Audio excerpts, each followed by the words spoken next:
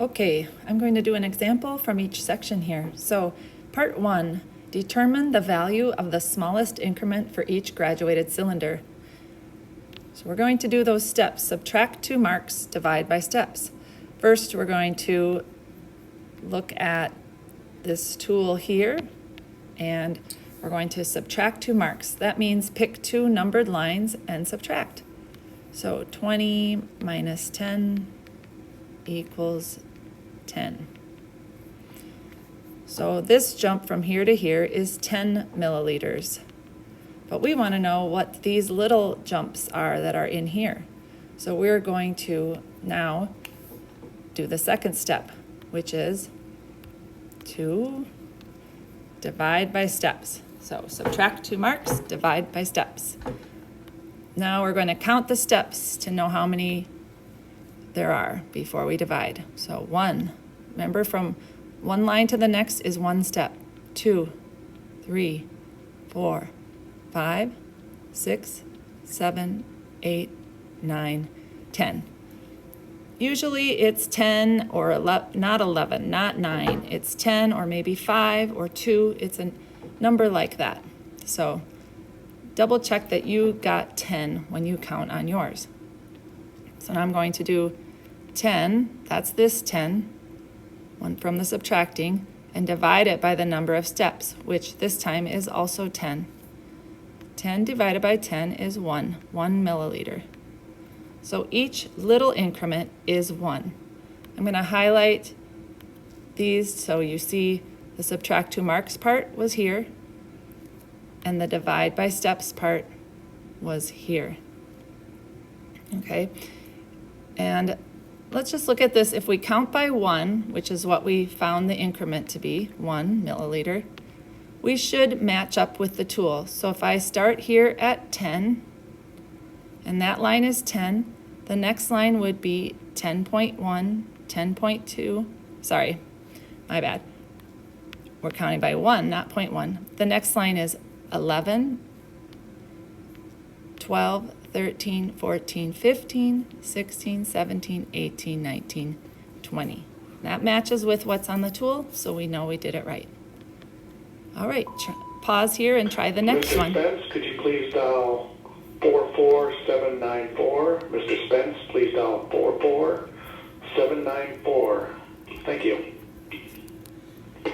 For this next part, you're going to choose at least 2 real graduated cylinders or beakers or syringe from the front of the classroom.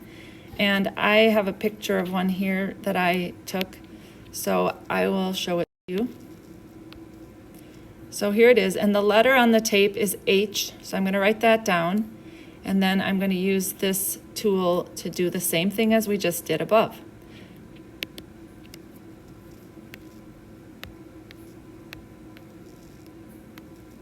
So I'm going to put the H here, and my first step is to subtract 2 marks. I'll go back and look at that picture. And I'll just pick 30 minus 25.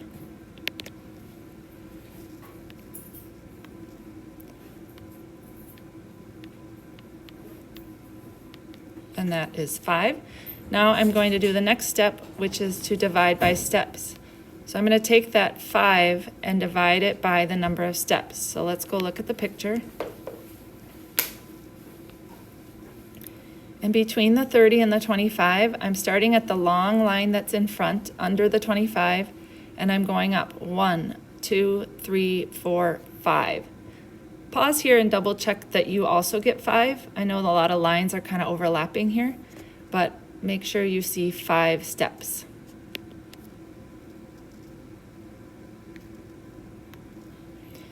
So in this case, the 5 from here is going to come down, and then 5 divided by the 5 steps means that tool actually had an increment of 1 also.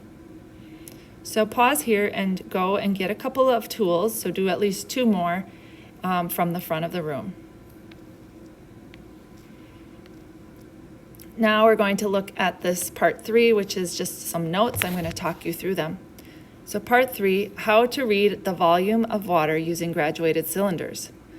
So now we're looking at a picture over here that shows there's actually water in this cylinder. How did they get this 12.4?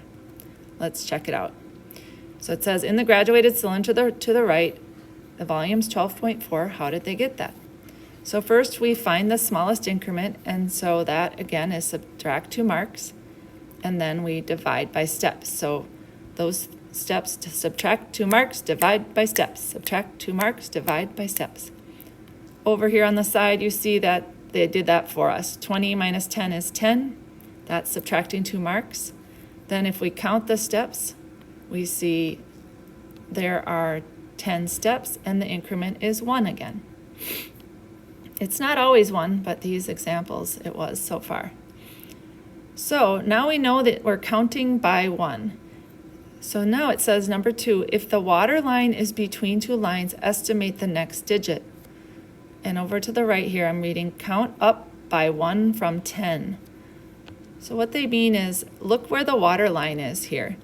And do you see how the closest numbered line below is 10? So we're going to start counting at 10, and we're going to stop when we get to the bottom of that curve that we see, which is called the meniscus. So we always measure from the bottom of the meniscus, the bottom of the curve. So I don't stop way up here, I stop here at the bottom of it.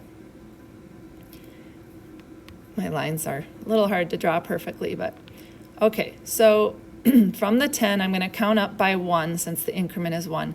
So it goes 10, 11, 12, and then 13 is above the water line.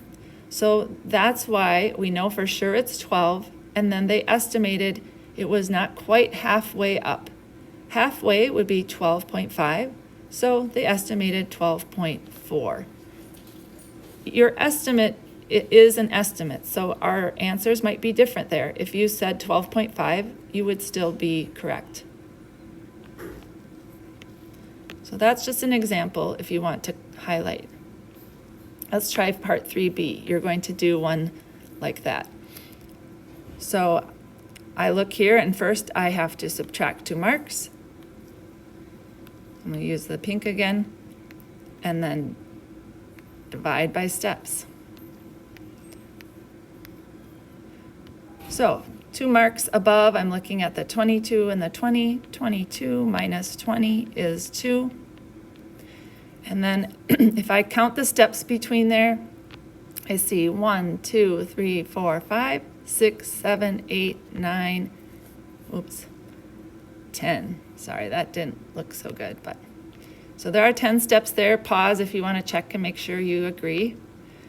And then I'm going to take this 2 and divide it by the 10 that I just counted. Now 2 divided by 10, since 2 is a smaller number, that 2 is divided into 10 littler pieces, it's going to be a decimal. It's going to be even a smaller number. So when I do 2 divided by 10 on my calculator, I get 0.2 milliliters. So we're counting by 0.2. That's the increment.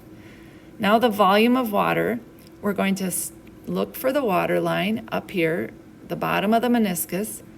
We're going to go down to the nearest line that has a number, 20, and now we're going to count by 0.2 to see where the water line is. So if this is 20 or 20.0, the next line is 20.2.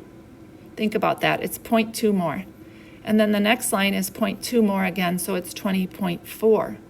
So we're doing kind of like 2, 4, 6, 8, only 0.2, 0.4, 0.6, 0.8.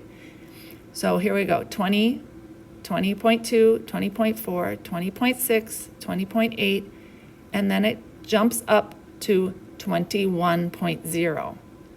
20.8, if you add 0.2, you get up to 21 or 21.0. So that is our answer. I would say 21, or if I wanted to say that it's right on the line, I could say 21.0. So that's kind of my estimate again. All right, pause here and try that. Now part 4, first step is always find the smallest increment like before, but this time we're going to draw in the water where it should be for these volumes that are shown below the pictures. So first we're going to subtract 2 marks, divide by steps, and then we're going to draw in the water. Just divide by steps. Okay, so for this one above, the first one here, I'm going to subtract 2 marks. I can choose 50 and 49 or 49 and 48. It doesn't matter. I'll get the same answer. So 50 minus 49 is 1. Now that 1 is divided by, and I'm counting how many steps? 1, 2, 3, 4, 5, 6, 7, 8, 9, 10. Double check, pause if you want to try counting. So 1 divided by 10 equals, again, this big step is only 1 and it's divided even smaller. So that means this is a decimal, and when I put it in my calculator, I get 0.1 milliliters. Now the last step, they want us to draw the line in for 49.21 milliliters. So I'm going to start at 49 and count by 0.1 or count by 0.1s. So if this is 49 and I go up 1, that's 49.1, 49.2. They want me to go to 49.21. The next line would be 49.3. So I'm just going to try to put my water line just above the 49.2 because that's the little 0.21 part. So I'll draw a line there and then kind of go up as a curve. If you can't make a curve, it's hard. Don't worry about it. Just make a line if you need to. Maybe I'll make it blue so you can tell which one is my water line. So 49, 49.1, 49.2, 1. Okay, that's where the water would be. Let me get rid of some of these circles so you can see it better. And that is probably what I would do. It's hard to make those lines perfect on the iPad, so just do your best to show it in about the right place. All right, thank you for watching. I hope this helped. Bye-bye.